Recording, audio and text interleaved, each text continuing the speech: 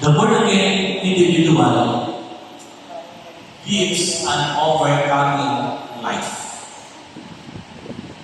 Ito po yung isang ebidensya na isang naipanang o anak ng Diyos, Word of God, ay nabubuhay sa isang matagumpay na buhay.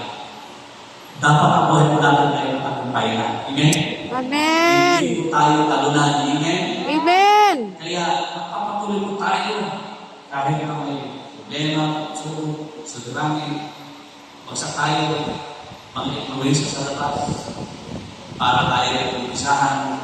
Sa halip na tayo mag-inuwi siya, tayo dapat mag-inuwi siya sa kanila. Amen? Amen. Hindi tayo ang dapat mag-inuwi siya.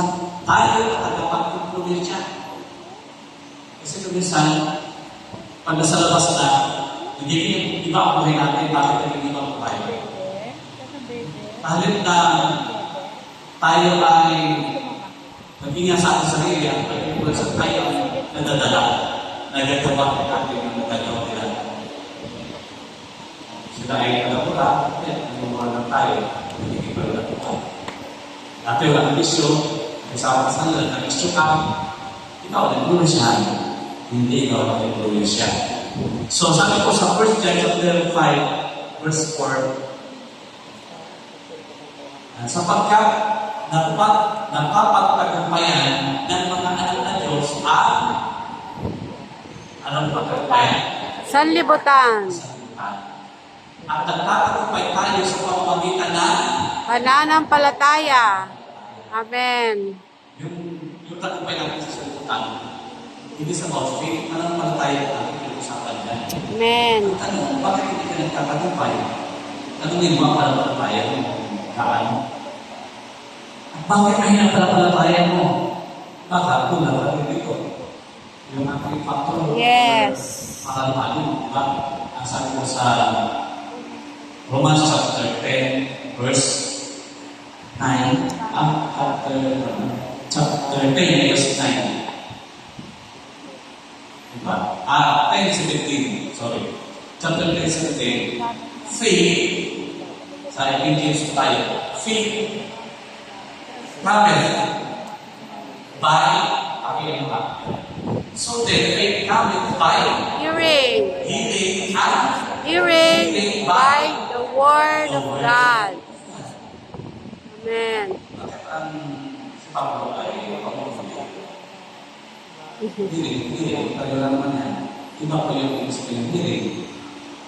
Unahin, kinig ka sa salita ng Diyos. Ang hearing, nagpapatuloy na sa pagkikinig sa salita ng Diyos. That's why we grow in faith because of the Word of God. Amen? Amen. Kaya kung tayo sa pananampalataya, sabi kanina, that really seed of God, ibig sabihin, na nakasama sa ating salita ng Diyos, hindi natin nakakalimutan. Kaya mahalaga rin na meron tayong memory verse. Wala pa tayo ng Bible, pero nakala ko natin yung sabi na ito yung magpapaalala sa akin. Ito yung magpapaalala sa akin. Ito yung magpapatibay sa akin. Kaya nagkakalumpay tayo. Pero wala pa tayong God. It is the ending point of the video to enter. Kasi wala kang palaman eh. Amen. Hindi mo muna. Alam. Hindi mo reverse eh. Alam ang salita ng Diyos. Nasabi ko naman kay Jesus, kung ikaw ang kuminaan ng Diyos, gawin mo mga tinapay ang mga batuto. Ito na ito si Jesus. Sapagkat ay wala pa ay sabi ko ni Jesus, tumamit sa prayer. Sabi ni Jesus, hindi lang sa tinapay ng mga out, kundi sa bawat sa mga tao sa piling ng Diyos.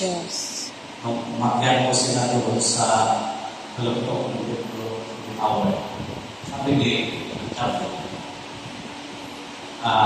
kung ikaw ang kuminaan ng Diyos, magpatulog ka mula sa tawag ng Panginoon. Ay, hindi ko kasi hindi mabato. Malaking makapal. Yung parang pang-landscape, pero yung may sa anong mga bato. Ikot sila sa temple ng tower. Sapagkat kung paano kami sa dito, tumalong ka sa top ng tower. Sapagkat nasusulat, Yo. reverse siya. Sapagkat nasusulat, reverse siya.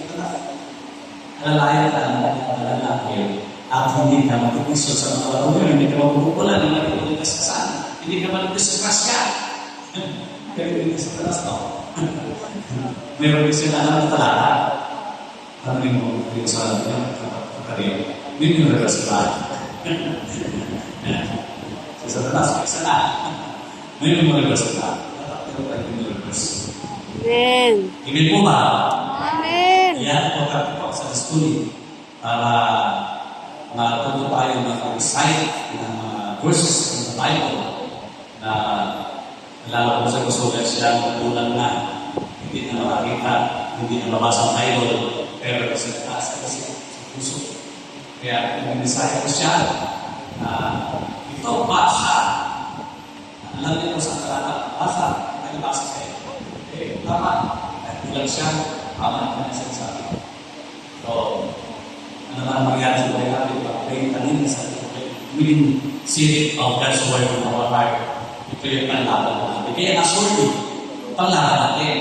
At siyempre, ito pag-upisan natin naman sa lalang ng Diablo. Tingin po ba? Amen. Pero sabihin sa umpisa sa mga talaga Diablo. Yung reverse, isa na lang ng reverse niya. Kaya, yun po. So, ay kung mga mananampalataya ay tayo. Gawin ko natin yung proseso. Hindi lang po sa ating mananampalataya. Yung proseso ito. Read the Word of God. Dahil tayo ay mga born again. Kailangan sa Panginoon, kailangan ng Diyos. Meron tayong tibayan. So, ang ito sa talata na pinag ko natin yung ebidensya na pinag-aking para sa ating ebidensya. Yun po, pag-aralan natin limang bagay. Pwede ko po, no? Ano po yung mga ebidensya niyo? Number one, the born again one lives a righteous life. Pangalawa, the born again one not live a life of sin. Number three, the born again one will fulfill the command of love.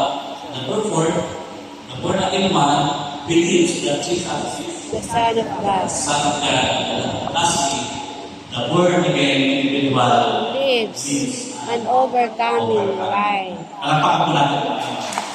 So, Amen. hindi po pagkakataon na kung meron kayo gusto i-share o kaya ay may medyo malabo sa inyong pagkaintindi ay pwede kayo magtanong